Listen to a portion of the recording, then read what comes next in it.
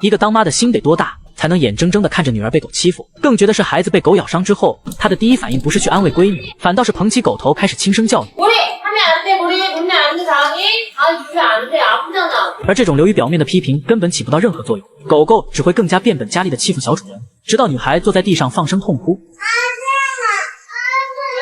類似的情況在家裡每天都會發生。女孩的幼兒園老師曾一度懷疑孩子在家遭受了父母的虐待，因為她每天來到學校，身上都会新增許多抓痕和咬傷。而最嚴重的一次是2隻狗狗同時咬住了女孩的脖子，然後用力撕扯，直接咬掉好幾塊肉，險些咬穿頸動脈，稚嫩的脖子縫了整整37針。後來她也是通過上門家訪才得知，孩子身上的那些傷口不是父母造成的，全都是被狗咬的。這2條肇事惡犬都是在小女孩出生前被主人領養的。媽媽原本以為有了狗狗的陪伴，孩子的成長會更加快樂，卻萬萬沒想到這2條狗狗的出現將會給小女孩帶來一輩子的童年陰影。比如孩子在吃東西時，每當她坐到餐桌旁，2條狗就會湊上來不停地糾纏，然後趴在女孩身上討要吃的。體型稍小一些的那只還好，即使伸長了脖子也只能夠到手腕，但体型稍大的那只就完全不会客氣了，會直接粗暴地上嘴開搶。因為擔心剩下的食物也被狗狗搶走，女孩趕忙拿起2塊餅乾撒腿就跑，結果盤裡的那些全都進了狗肚子裡面。可即使已經吃過這麼多東西了，2條狗卻依然沒有放過孩子的打算。當其中一只追在女孩身後吸引注意力時，另一只則瞅準時機順利截胡。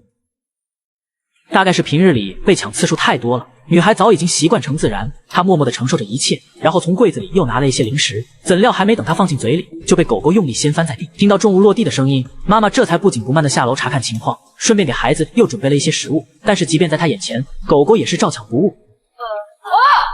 而當媽媽想要試圖伸手阻攔時，對方卻突然朝她嘶吼咆哮，緊接着第3次搶走了食物。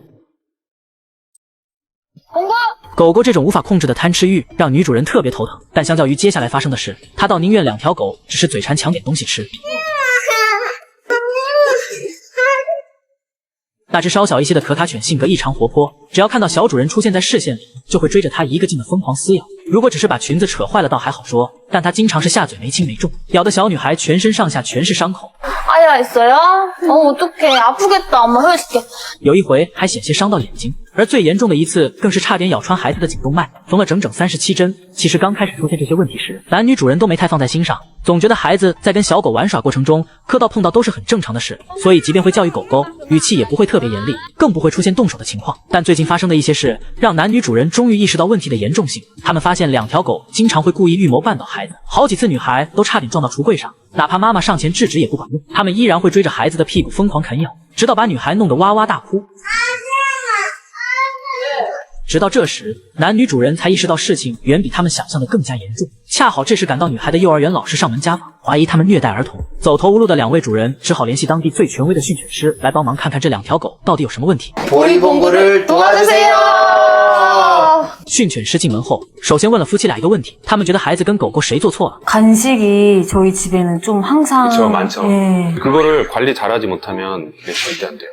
训犬師告訴2位主人，狗狗現在不管是咬人還是貪吃，之所以會出現這種問題，就是因為他們沒有認清自己的地位，在他們眼中，自己的地位遠在孩子之上，所以他們理所應當的應該先吃到零食，同時對女孩毫無顧忌的隨意蹂躪。倘若當孩子被狗狗瘋狂追殺時，2位主人能夠做出正確的引導和勸阻，此類事件完全可以避免。但現實是2位主人並沒有做到。訓犬師在說話的同時翻出了一段視頻，當狗狗追着女兒滿屋跑時，男女主人就坐在餐桌旁邊無動於衷的看着，完全沒有要出手阻止的意思，就好像跟他們一點關係都沒有。 근데 아버님은 뭐 하시는 거지? 왜냐면 다은이도 웬만큼 우리가 몸을 써서 하는 거에는 어느 누구에도 지지 않아서 어디가 진짜 뭐 이렇게 뭐 해서 어디 찌그러졌다거나 그러지 않는 이상은 개입을 안 해요.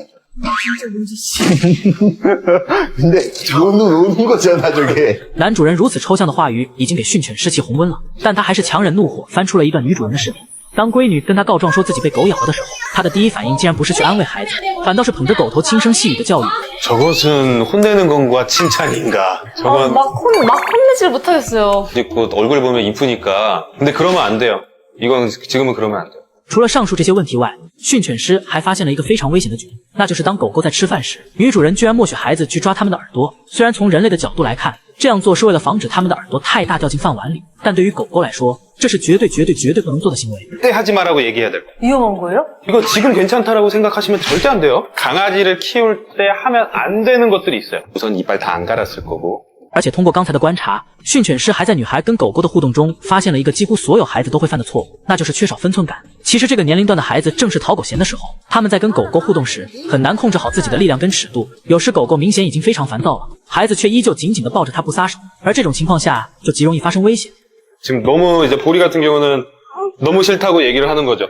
아까 다은이가 느꼈던 감정을 지금은 보리가 느끼고 있겠지. 所以现在除掉男女主人需要做的，训犬師還得讓孩子知道該如何正確地跟狗狗互動。為了方便孩子理解，訓犬師跟他做這個遊戲，當狗狗跟女孩玩的有些過火時，女孩就要站在原地一動不動。什麼時候狗狗的注意力從她身上轉移，什麼時候才可以動。 가만히 있어봐요. 얼음. 다은이 얼음. 그렇지. 안 물죠. 그쵸? 教完孩子跟狗狗玩耍的正確方法後，訓犬師就要着重解決狗狗的貪吃問題。其實先前女主人也有做過類似訓練，不過每次都是以失敗告終。這條狗就像餓死鬼投胎一樣，1秒鐘都等不了，必須馬上把食物吃進嘴裡。所以這次訓犬師的應對方法就是擋的速度要比它吃的速度更快。 기다려. 옳지. 訓犬師一邊演示一邊和女主人講解，因為狗狗是第一次接觸系統化訓練，所以一開始等待的時間不能太長，否則狗狗容易失去興致。因此，最好的應對方法就是稍微等一下就給獎勵。僅僅幾分鐘的訓練，這條狗就完全變了一副模樣。2項訓練全部結束後，訓犬師給出了狗狗上桌吃飯的應對策略。他建議直接在餐桌旁拉起一道圍欄，讓他們在外面等着，如果乖乖聽話，就給一塊零食獎勵。這樣訓練一段時間後，居然真的有了成效。其實挺心疼這個小女孩的，攤上個這麼心大的父母，也屬實是天崩開局了。希望這對男女主人以後能長點心。